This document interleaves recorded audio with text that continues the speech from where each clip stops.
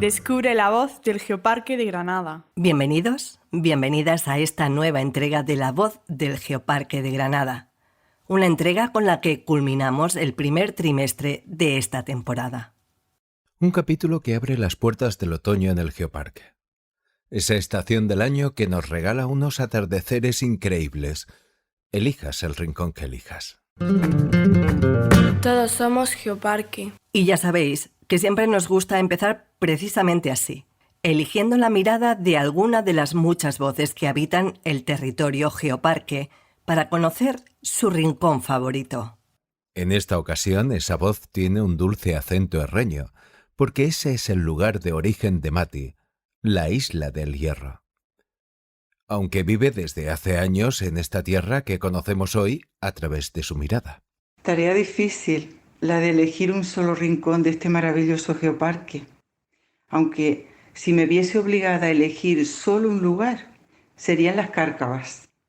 Cada vez que las visito cuando cae el sol y se puede apreciar en ese bello paisaje una maravillosa amalgama de colores, mientras se escucha el sonido del viento, provocándome así un sentimiento de paz difícil de encontrar en otro lugar. Me gusta el Geoparque de Granada. Acunados por la voz de Mati y desde esa recomendación que nos anima a disfrutar de ese entorno singular de Cárcavas que podemos encontrar en varios puntos del Geoparque, viajamos ahora hasta Puebla de Don Fadrique. Y lo hacemos para hablar del patrimonio geológico. Y es que el interés del patrimonio geológico a menudo supera el ámbito científico y natural y se aproxima a otros aspectos científicos, ecológicos o culturales.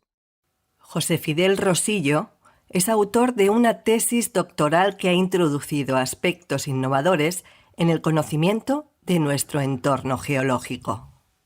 Se trata de una tesis doctoral centrada en la comarca de Huéscar y que ha permitido identificar nuevos lugares de interés geológico, LIC, y atención, porque esta es la gran novedad, lugares de interés por los conocimientos y usos tradicionales de la geodiversidad, que ha bautizado como LICUT.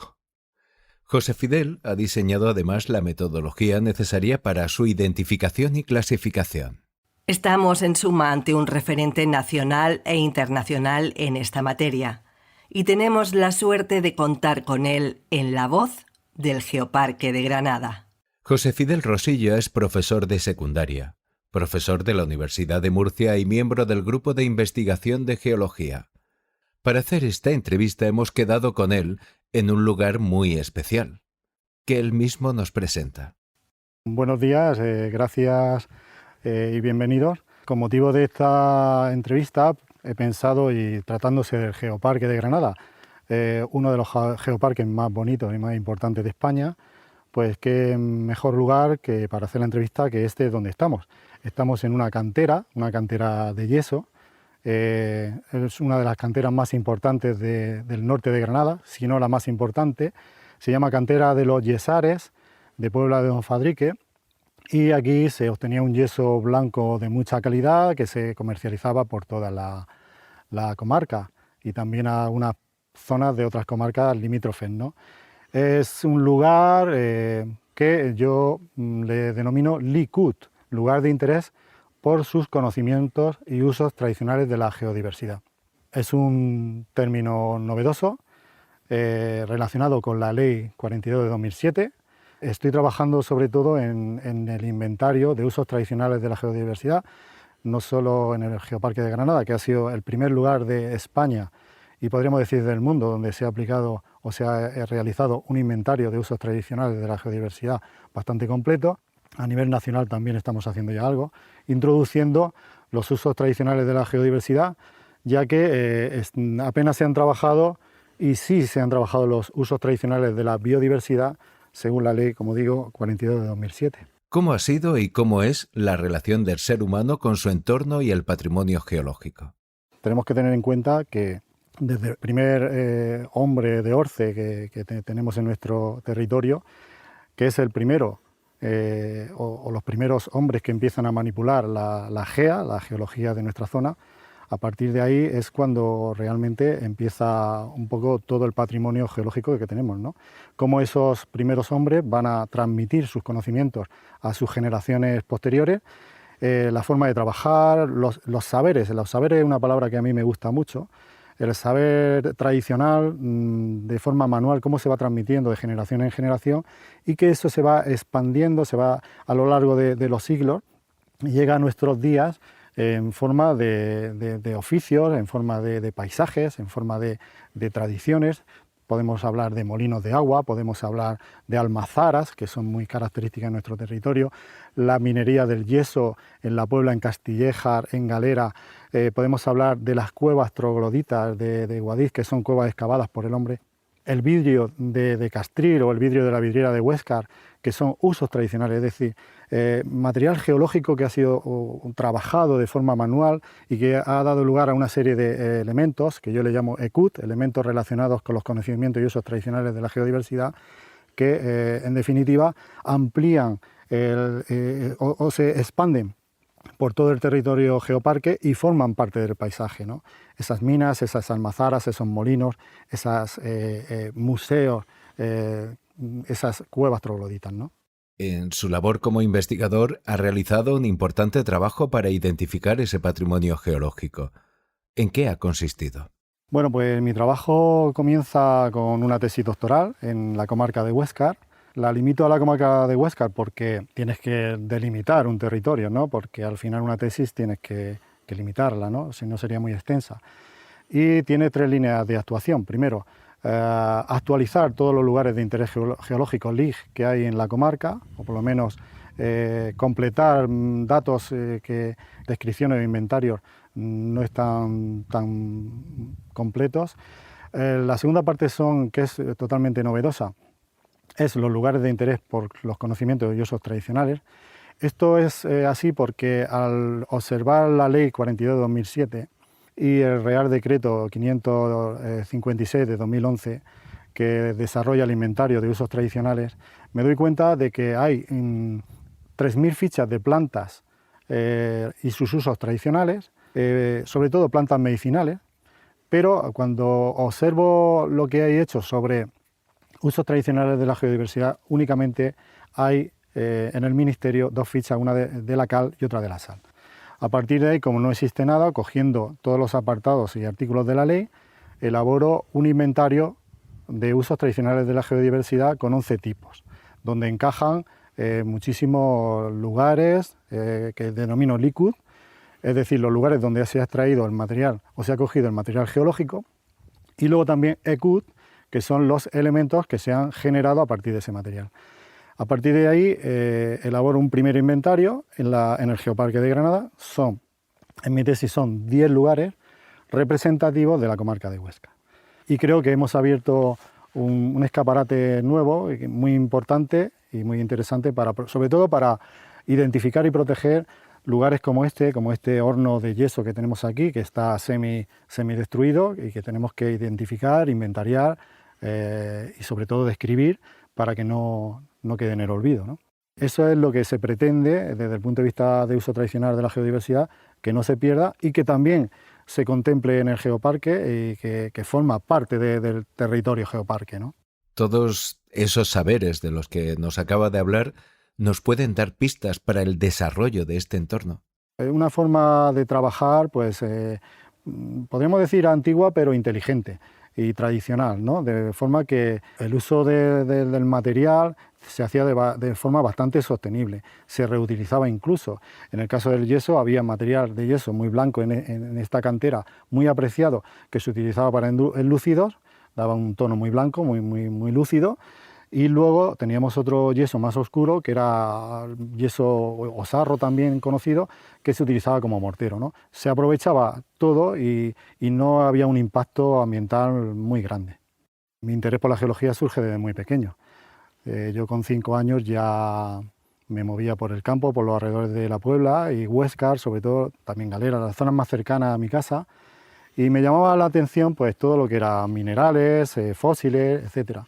En una época que sí que se permitía en cierta medida la recolección o tener tu pequeña colección de minerales o rocas, pues yo ya de pequeño tenía este interés. De hecho, en la lectura de mi tesis doctoral, pues una de las preguntas que me hicieron, yo comencé a hacer la tesis aproximadamente en 2013 y haciendo ya algunas colaboraciones con el Ayuntamiento de La Puebla y también en Huéscar con el tema del patrimonio geológico. Pero cuando leí la tesis doctoral, uno de los miembros del tribunal me preguntó que cuándo había empezado. Yo le contesté que con 5 años. Se quedó algo sorprendido, pero claro, era la realidad. Luego tenía esa vocación. También ocurrió que en los veranos aquí venían estudiantes de universidades holandesas y como conocedor del territorio, pues me iba con ellos todos los veranos y les hacía de guía, claro. Disfrutaba muchísimo con ellos eran profesionales de la geología, subíamos a la Sagra, íbamos a la Guillimona y bueno, pues después estudié la carrera de geología en la Universidad de Granada. Para mí ha sido lo más bonito que he hecho. De hecho, vivo de la geología y continúo trabajando con la geología desde el punto de vista educativo en este caso. Siempre he abierto a colaborar en todo lo que haga falta y que yo pueda humildemente aportar al crecimiento y al mantenimiento de este maravilloso geoparque, porque la verdad es que desde Granada se puede ver de una forma, pero fuera de Granada escucha Geoparque de Granada y por los congresos y conferencias y tal que he estado, la gente lo tiene como modelo de buena gestión.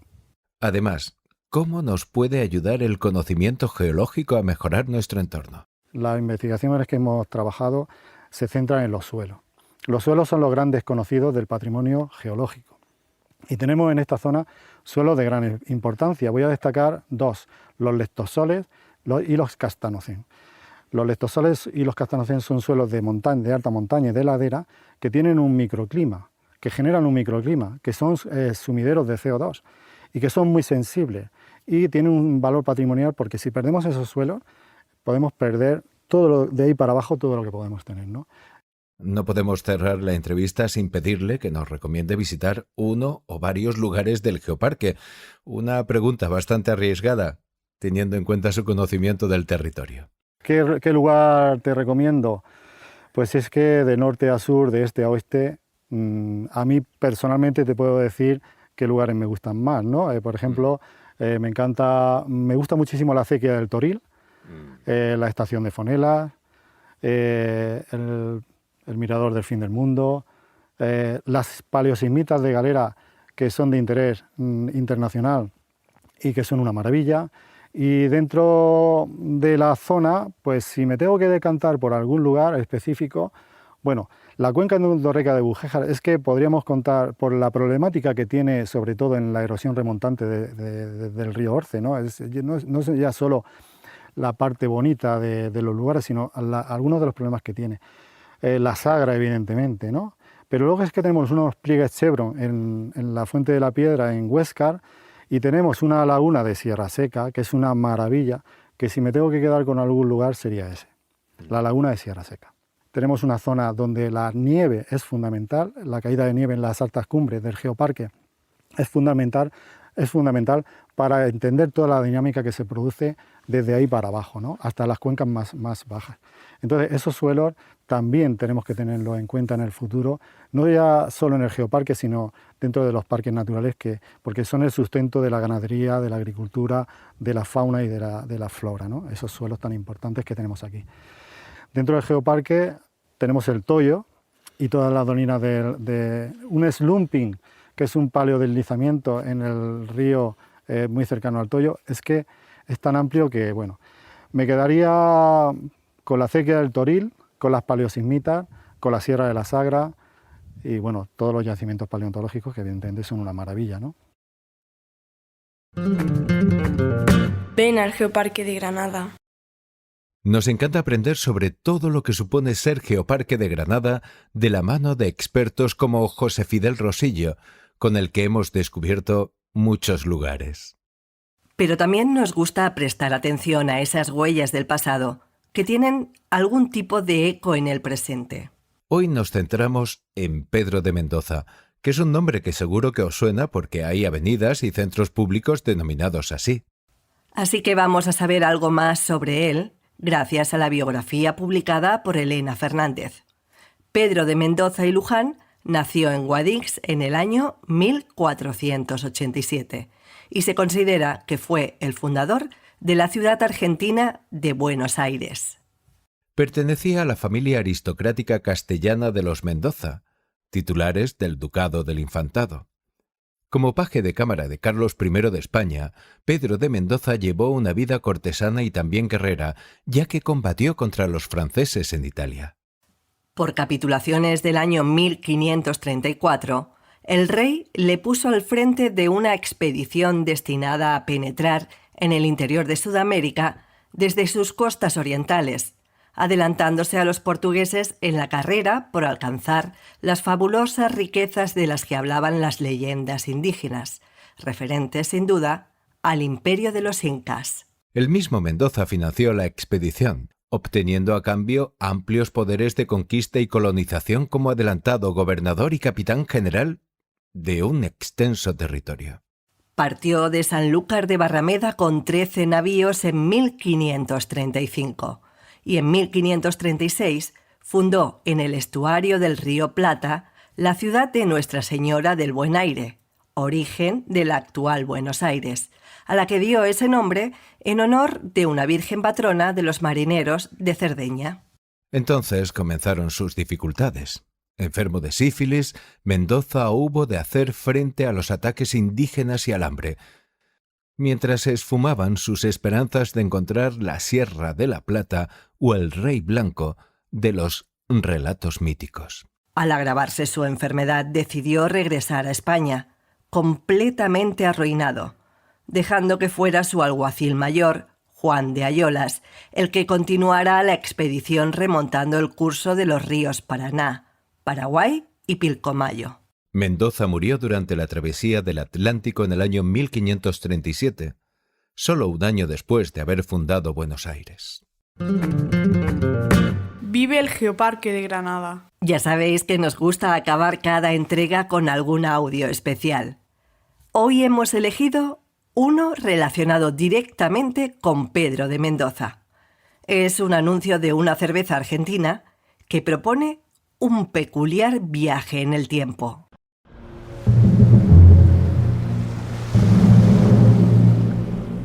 ¿Cómo me comería ahora un gazpacho andaluz? Y con este calor, madre mía. Disculpen, ¿alguno de ustedes es Pedro de Mendoza? Aquí tenemos un forastero. Y habla muy raro. ¿Pedro de Mendoza? ¿Y tú quién diablos eres? Yo soy Federico Mancini y vengo del futuro. Yo sé muy bien a qué vinieron ustedes acá, pero te cuento cómo sigue. Con esta conquista, usted va a pasar la historia, va a estar en todos los libros. En 3 siglos, los criollos se van a rebelar, se van a independizar y esto se va a llamar Argentina. Argentina. De Europa van a llegar muchas cosas. Una nos va a volver locos, el fútbol. ¿Qué es el fútbol? Sí, ¿tenés algo redondo que sí les muestro? No. Bueno, prosigo. Vamos a pasar de ser el granero del mundo al potrero del mundo. Pero no va a ser nada fácil. Van a venir muchas crisis. En el 2001 esto va a terminar de reventar. Ahí algunos de nosotros vamos a tener que irnos a Europa. Y nuestros hijos van a crecer allá, hablando con su acento, jugando la pelota en sus canchas, en sus plazas, en sus clubes. Pero ¿sabés qué, Pedro? Cuando esos chicos tengan que elegir una camiseta que ponerse, por más que sus clubes no los dejen venir, se van a poner la Argentina. La de las 3 estrellas. La que eligió el mejor jugador del mundo. La de Dios. ¿Dios? Sí, pero otro Dios. Ellos se van a unir a los que ya la están rompiendo acá. Y es inevitable. Vamos a tener un equipo del carajo. Porque ser argentino no tiene nada que ver con el lugar donde uno nace, ni con la lógica. Ser argentino tiene que ver con el corazón. Y eso, Pedro, no lo puede conquistar nadie.